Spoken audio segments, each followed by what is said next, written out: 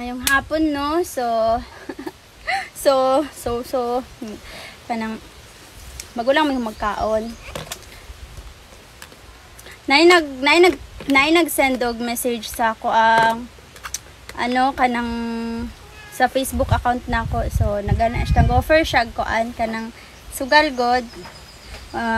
Nag-offer siya, actually, daghan na gid ga-offer, dati pa, dako gud ilang gina-offer para mag-promote.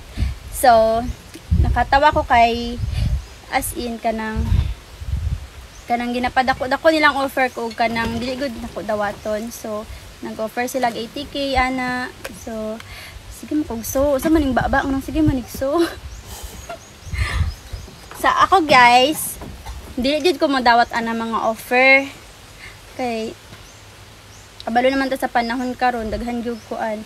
Daghan gyud mo kapit anang sugal. So, syempre, bilang concerned citizen.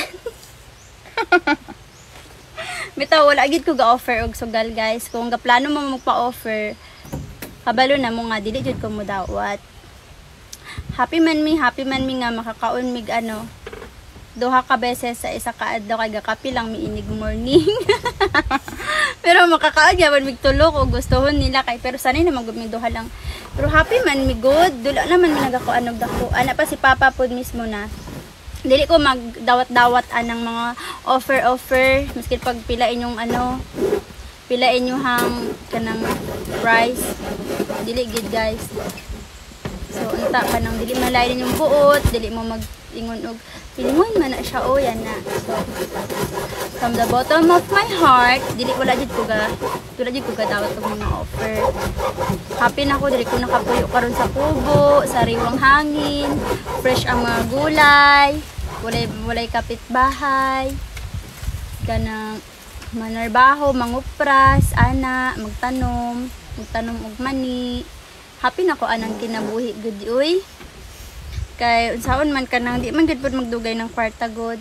So unsa na di magdugay ang kwarta, mawala ra ba na hangtod kita pud mga tao mawala ra pud ta. So di ba? So unsay connect.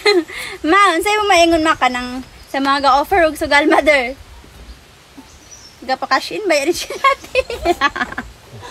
Angay ra man na sa mga dakog kwarta, sa may mga extra for di ba kita ganing galisod nga tagpamalit anang bugas mo apil-apil pata anang sugal nga walay kasiguraduhan. Walay kasiguruhan. Tagalog man to ako ama. Ambot na oy, di ko sure. Di ko Tagalog ha. So galisod ko Tagalog. Basta mao to siya kanang akong kape.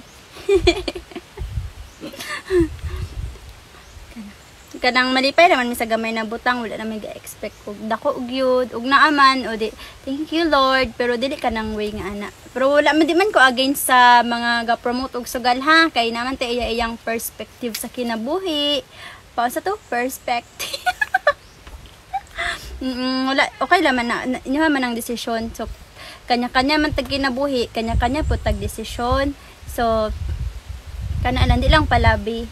Kung wala na ko ikapalit og mga needs, unta unahon jud ang mga needs pud no, kay as in daghan ko na ako yung mga kailapod ka ng nalulong anang sugal ba, mayon tag ka ng maswertihan gyud. So mao lang to guys sa mga gaplano og offer dra og kuan mag-promote og mga daghan mang good klase-klase nga mga dula. So kanang dili porket kanang tawagan na gani na ako'y followers magatan-aw dili ko gusto mag promote ana guys ha. So happy na ko, kontento na ko kung unsay na ako karon, di ba ma happy ka ma kung unsay na ata? Happy maski na tay utang, happy ra. Happy kay makabayad man gyapon. Happy ra kay makabayad man siya guys. Okay.